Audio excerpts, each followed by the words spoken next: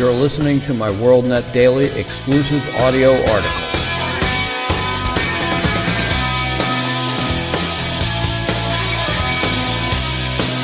Today's WorldNet Daily exclusive audio article is entitled Barr and Durham Are Running Out the Clock.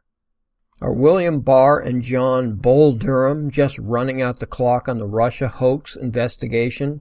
Have they been counting on, for whatever reason, Trump losing his reelection bid? Did the president ever really have anyone to fight for him? Unless President Trump wins his challenges, it looks as if there will not be the justice we were assured was right around the corner.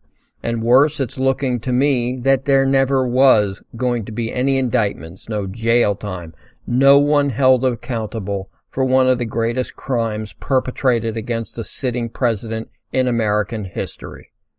And there's only two possible reasons for this, and neither is that they simply didn't have enough time to make their case. As I see it, Barr and Durham are themselves just a couple of swamp rats, or one or the other or both are not the tough guy fighters they were billed as. They are in fact utterly spineless, lacking the courage to stand up against the deep state swamp. William Barr was confirmed as Attorney General on February 14, 2019, going on 2 years ago. He was treated as the second coming of Eliot Ness. He would be the one who would finally cut through the bureaucratic red tape and obstacles to get to the bottom of the Russia collusion hoax. He would bring to account all those shady operators who tried and failed to bring down the president. Barr was tough, no nonsense, we were told. He wouldn't cow to the left or wither under the pressure of their constant badgering and inept questioning. And then in May of 2019, he enlisted U.S. Attorney John Durham to examine the origins of the Russia investigation. And we all cheered. Hope sprang eternal. After the all-talk, no-action Republican promises for 2 years, we finally had a couple of Trump-like fighters to flush out the deep state crime family. I mean, just look at Durham's picture. He even looks like a kind of Wyatt Earp we needed.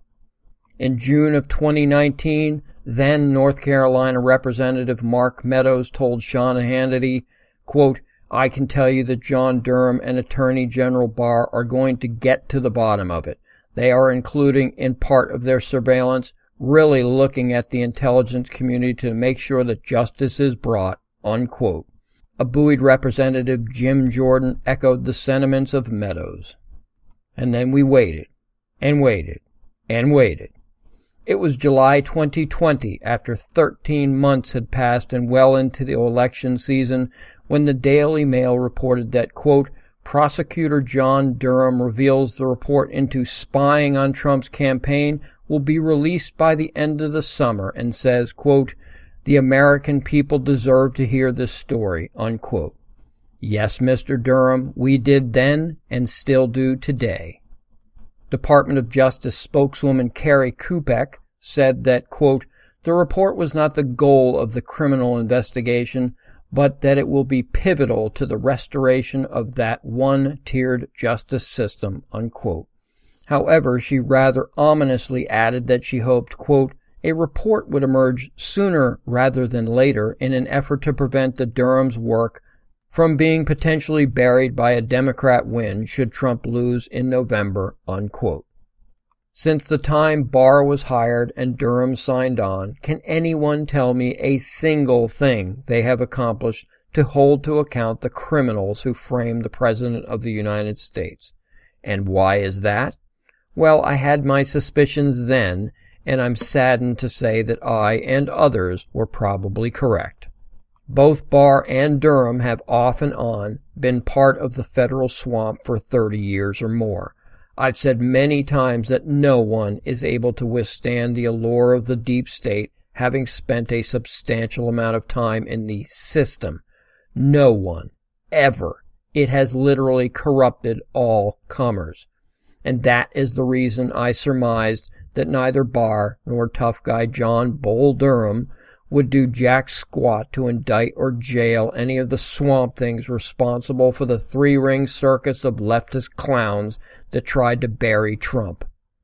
Sure, they would go through the motions, but in the end, we hopeful conservatives will be left with yet another hollow feeling of disappointment. But hey, we ought to be used to it by now.